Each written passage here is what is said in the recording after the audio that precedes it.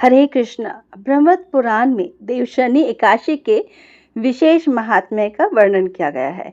इस व्रत से प्राणी की समस्त मनोकामनाएं पूर्ण होती हैं। आषाढ़ मास के शुक्ल पक्ष की एकादशी को देवशनि एकादशी कहा जाता है। देवशनि एकादशी को देवशयनी, महा एकादशी, थोली एकादशी, हरि, देवशयनी, पद्मनाभा, श्रवणी तथा प्रबोधनी एकादशी भी कहा जाता है। इसी एकादशी से चतुर्मास का आरंभ होता है। इन 4 मास की अवधि में कोई भी शुभ कार्य जैसे विवाह आदि नहीं किया जाता है। मान्यता है कि इस दिन से भगवान श्री हरि विष्णु क्षीर सागर में शयन करते हैं और फिर 4 माह बाद उन्हें उठाया जाता है। उस दिन को देवउठनी एकादशी कहा जाता है। देवशनि एकादशी से ही चतुर्मास की शुरुआत होती है। ये 4 महीने तक चलता है। इस अवधि में भगवान विष्णु योग निद्रा में होते हैं और पूरे जगत का कार्यभार भगवान शिव संभालते हैं। आषाढ़ मास में चतुर्मास की शुरुआत हो जाती है, जिसमें आषाढ़, श्रावण, भाद्रपद और अश्विन मास होते हैं। चतुर्मास भगवान शिव को समर्पित है, जिसमें उनकी पूजा पाठ, आराधना और स्रोत आदि से सभी मनोकामनाएं पूर्ण होती हैं। इन्हीं 4 मास में शिवरात्रि, जन्माष्टमी और रक्षाबंधन जैसे त्योहार आते हैं। आषाढ़ शुक्ल पक्ष की देवशनि एकादशी से कार्तिक शुक्ल पक्ष की देवउठनी एकादशी तक सभी मांगलिक कार्य जैसे विवाह संस्कार, पानी ग्रहण संस्कार, गृह प्रवेश, मुंडन संस्कार आदि सभी करने वर्जित होते हैं। यदि इन 4 महीनों में शादी, विवाह, गृह प्रवेश, भूमि खरीदना, बेचना, मुंडन संस्कार आदि किए जाते हैं तो व्यक्ति को दोष लगता है, जिसका बाद में निवारण नहीं होता। हालांकि धार्मिक कार्य जैसे कि पूजा पाठ, दान पुण्य करने से विशेष फल की प्राप्ति होती है। इसके साथ ही मोक्ष मिलता है। चतुर्मास के 4 महीने पूजा पाठ, पूजा अर्चना, आराधना, भक्ति आदि करने के लिए बेहद ही खास बताए गए हैं। इन 4 महीनों में पूजा पाठ करने पर भक्तों को संपूर्ण से भी अधिक फल की प्राप्ति होती है। आइए जानते हैं साल 2025 में देवशनि एकादशी की सही तारीख और पूजा का शुभ मुहूर्त। वैदिक पंचांग के अनुसार आषाढ़ माह के शुक्ल पक्ष की एकादशी तिथि की शुरुआत 5 जुलाई को शाम 6:58 पर होगी। वहीं इस तिथि का समापन 6 जुलाई को शाम 9:14 पर होगा। ऐसे में उदय तिथि के अनुसार 6 जुलाई को देवशयनी एकादशी व्रत किया जाएगा। एकादशी व्रत का पारण अगले दिन यानी द्वादशी तिथि पर करना चाहिए। इस बार देवशयनी एकादशी व्रत का पारण 7 जुलाई को किया जाएगा। इस दिन व्रत का पारण करने का शुभ मुहूर्त सुबह 5:29 से लेकर 8:16 तक है। इस दौरान किसी भी समय आप व्रत का पारण कर सकते हैं। व्रत का पारण आप आंवला, तुलसी या फिर चावल से कर सकते हैं। पहले यही सब चीजों का भोग श्री हरि और माता लक्ष्मी को अर्पित करें और फिर आप ग्रहण करें। इसके साथ ही सात्विक भोजन, खिचड़ी या फिर चावल की खीर भी ले सकते हैं। इस दिन भगवान विष्णु और मां लक्ष्मी की पूजा अर्चना करने का विधान है। आज हम उस पावन देवशनि एकादशी की कथा का श्रवण करने जा रहे हैं, जो आषाढ़ मास के शुक्ल पक्ष की एकादशी को आती है। यह दिन अत्यंत पुण्य फलदायी माना गया है।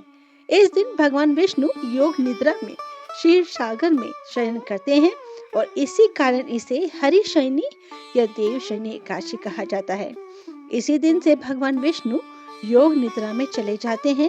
यह समय चतुर्मास का प्रारंभ होता है, जो 4 महीनों तक चलता है।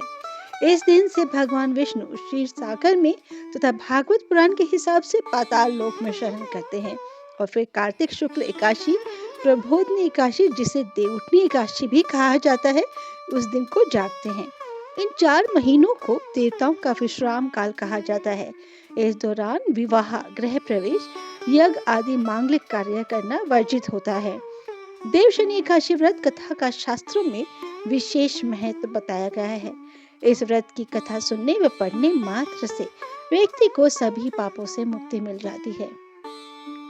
इस एकादशी का व्रत करने से तथा कथा सुनने व पढ़ने मात्र से जीवन के सभी कष्ट दूर हो जाते हैं और परिवार में सुख, शांति और समृद्धि बनी रहती है। भगवान श्री हरि ने स्वयं गीता में कहा है, जो भी भक्त प्रेम पूर्वक मुझे पत्र, पुष्प, फल या जल अर्पण करता है, मैं उसे प्रेम पूर्वक स्वीकार करता हूँ। इस प्रकार भगवान विष्णु के लिए भक्ति ही सबसे बड़ा माध्यम है। न धन चाहिए, न वैभव, बस सच्चे हृदय से भक्ति चाहिए। भक्तों, सदग्रंथों में कहा गया है कि भगवान की कथा सुनना पापों को हरने वाला, पुण्य प्रदान करने वाला और मोक्ष देने वाला होता है। जैसे अमृत जीवन देता है, वैसे ही हरि कथा अमृत आत्मा को शुद्ध करती है और जीवन को सार्थक बनाती है। कथा केवल एक कहानी नहीं होती, वह तो आत्मा का आहार है। श्रद्धा और भक्ति से कथा सुनने पर उसका फल कई गुना बढ़ जाता है। जो भक्त मन, वचन और कर्म से भगवान की कथा में लीन हो जाते हैं, उनके समस्त दुख समाप्त हो जाते हैं और जीवन में शांति प्राप्ति होती है। अब भगवान विष्णु की स्तुति करते हुए हम कथा प्रारंभ करते हैं। शांताकारं भुजगशयनं पद्मनाभं सुरेशं विश्वाधारं गगनसदृशं मेघवर्णं शुभांगं लक्ष्मीकान्तं कमलनयनं योगिभिर्ध्यानगम्यं वंदे विष्णुं भवभयहरं सर्वलोकनाथं। हे प्रभु, आपकी आराधना करने मात्र से समस्त संकट दूर होते हैं। आपकी शरण में आकर जीव भव सागर से पार हो जाता है। आज हम श्रद्धा से आपकी कथा सुनेंगे और आपके चरणों में अपने दोषों को समर्पित करेंगे।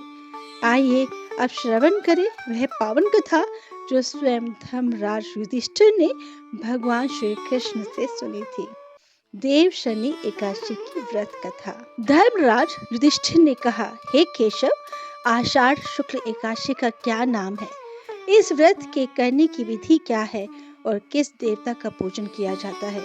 श्री कृष्ण कहने लगे कि हे युधिष्ठिर, जिस कथा को ब्रह्मा जी ने नारद जी से कहा था, वही मैं तुमसे कहता हूँ।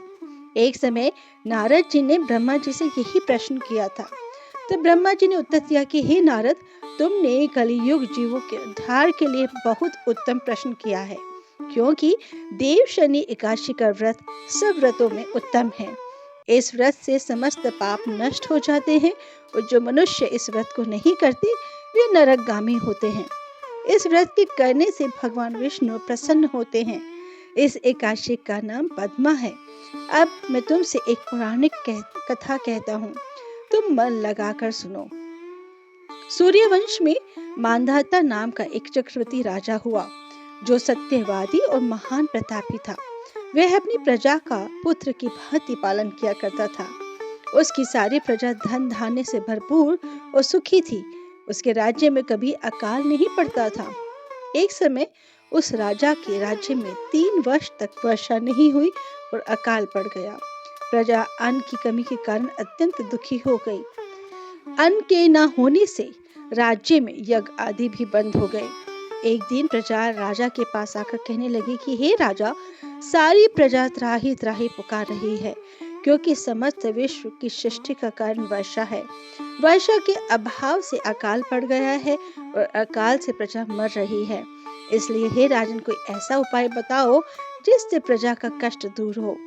राजा मांधाता कहने लगे कि आप लोग ठीक कह रहे हैं, वर्षा से ही अन्न उत्पन्न होता है और आप लोग वर्षा न होने से अत्यंत दुखी हो गए हैं। मैं आप लोगों के दुखों को समझता हूँ। ऐसा कहकर राजा कुछ सेना साथ लेकर वन की तरफ चल दिया। वह अनेक ऋषियों के आश्रम में भ्रमण करता हुआ अंत में ब्रह्मा जी के पुत्र अंगिरा ऋषि के आश्रम में पहुंचा। वह राजा ने घोड़े से उतरकर अंगिरा ऋषि को प्रणाम किया। मुनि ने राजा को आशीर्वाद देकर कुशल क्षेम के पश्चात उनसे आश्रम में आने का कारण पूछा। राजा ने हाथ जोड़कर विनीत भाव से कहा कि हे भगवान, सब प्रकार से धर्म पालन करने पर भी मेरे राज्य में अकाल पड़ गया है। इससे प्रजा अत्यंत दुखी है। राजा के पापों के प्रभाव से ही प्रजा को कष्ट होता है, ऐसा शास्त्रों में कहा है।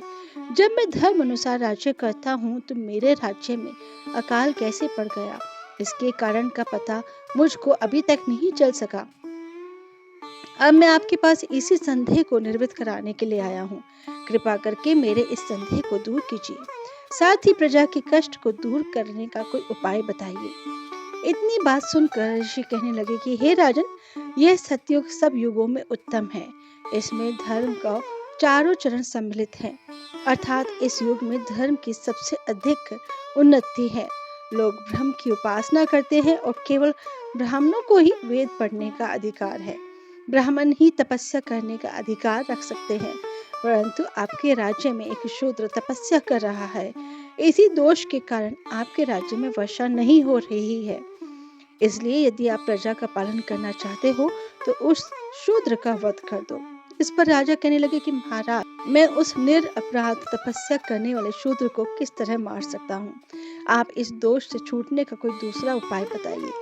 तब ऋषि कहने लगे कि हे राजन, यदि तुम अन्य उपाय जानना चाहते हो तो सुनो।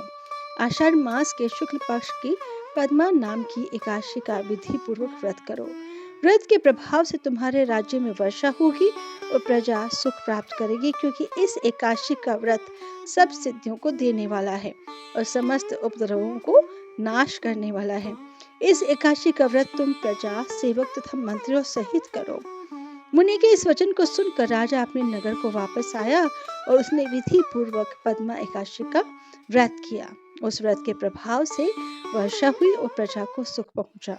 अतः इस मास की एकादशी का व्रत सब मनुष्यों को करना चाहिए। यह व्रत इस लोक में भोग और परलोक में मुक्ति देने वाला है। इस कथा को पढ़ने और सुनने से मनुष्य के समस्त पाप नाश हो जाते हैं। एक अन्य कथा के अनुसार, वामन पुराण के अनुसार, एक बार राजा बलि ने तीनों लोकों पर अपना अधिकार जमा लिया था। यह देखकर इंद्र समेत अन्य देवी देवता घबरा गए और भगवान विष्णु की शरण में पहुंच गए।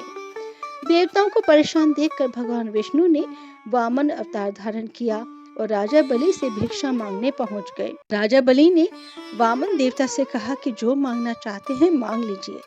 इस पर वामन देवता ने भिक्षा में 3 पग भूमि मांग ली। पहले और दूसरे पग में वामन देवता ने धरती और आकाश और पूरा संसार को नाप लिया। अब तीसरे पग के लिए कोई जगह नहीं बची, तो राजा बलि से वामन देवता ने पूछा कि तीसरा पग मैं कहाँ रखूं? तब राजा बलि ने अपना सिर आगे कर दिया।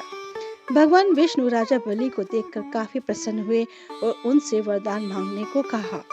बलि ने उनसे वरदान में पाताल लोक में बस जाने की बात कही। बलि की बात मानकर उनको पाताल में जाना पड़ा। ऐसा करने से समस्त देवता और माँ लक्ष्मी परेशान हो गए। अपने पति विष्णु जी को वापस लाने के लिए माँ लक्ष्मी गरीब स्त्री के भेष में राजा बलि के पास गई और उन्हें अपना भाई बनाकर राखी बांध दी और उपहार के रूप में विष्णु जी को पाताल लोक से वापस ले जाने का वरदान ले लिया। माता लक्ष्मी के साथ वापस जाते हुए भगवान विष्णु ने राजा बलि को वरदान दिया कि वे प्रत्येक वर्ष आषाढ़ शुक्ल पक्ष की एकादशी से कार्तिक मास की एकादशी तक पाताल में ही निवास करेंगे और इन 4 महीने की अवधि को उनकी योग निद्रा माना जाएगा। यही वजह है कि दीपावली पर माँ लक्ष्मी की पूजा भगवान विष्णु के बिना ही की जाती है। देवशयनी एकादशी व्रत की कथा संपूर्ण हुई। हरे कृष्ण कृष्ण कृष्ण हरे हरे, हरे राम राम राम हरे हरे। ओम जय जगदीश हरे, स्वामी जय जगदीश हरे। भक्त जनों के संकट, दास जनों के संकट क्षण में दूर करे। जय जगदीश हरे। ओ जय जगदीश हरे। जो ध्यावे फल पावे, दुख बिन से मन का, स्वामी दुख बिन से मन का। सुख संपत्ति घर आवे, कष्ट मिटे तन का। ओम जय जगदीश हरे।